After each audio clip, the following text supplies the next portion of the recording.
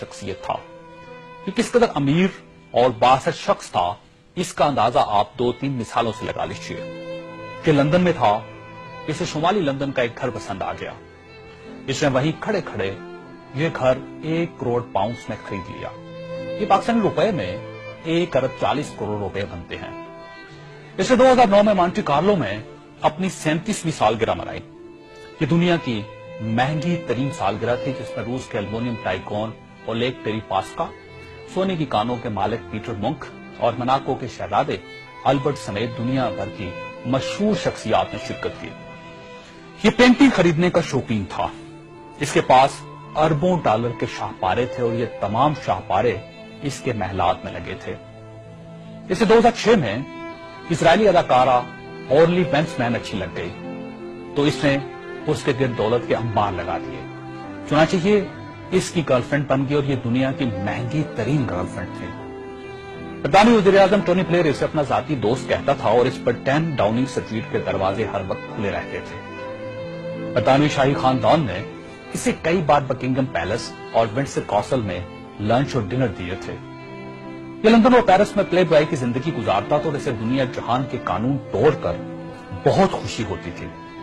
इसने एक बार पेरिस की शांज़-एलीज़े पर 120 किलोमीटर की रफ्तार से गाड़ी चलाकर पूरी यूरोपीय दुनिया को हैरान कर दिया और पेरिस की सिटी हुकूमत कोशिश के बावजूद इसका चालान न कर सकी। ये लीबिया की इन्वेस्टमेंट अथॉरिटी का सरबराह भी था और यह अथॉरिटी दुनिया के किसी भी मुल्क में किसी भी वक्त $10 बिलियन तक की सरमायाकारी कर सकती थी और यह एक बहुत बड़ा इस्तेहकाक था।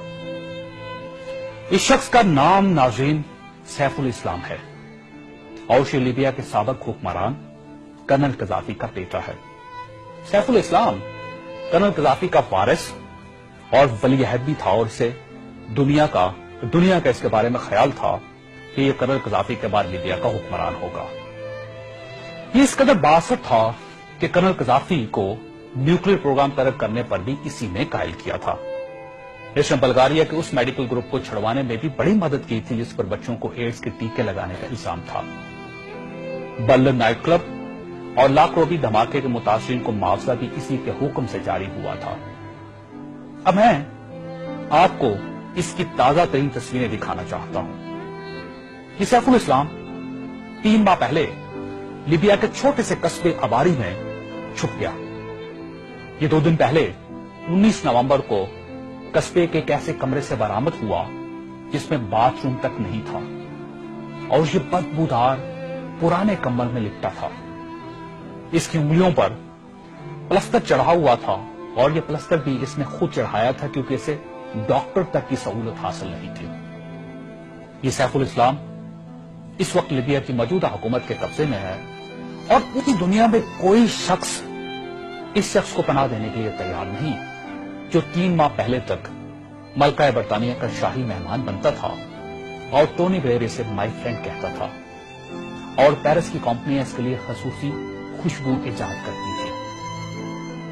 ये है सवाल और ये तस्वीर दुनिया के उन तमाम हुक्मरानों और इनके खानदानों के लिए इबरत का सबक है जो इक्तदार को सब कुछ समझ लेते हैं और जो इस जोन में मुब्तला हो जाते हैं कि इनके इक्तदार का दरख्त हमेशा सब्ज रहेगा।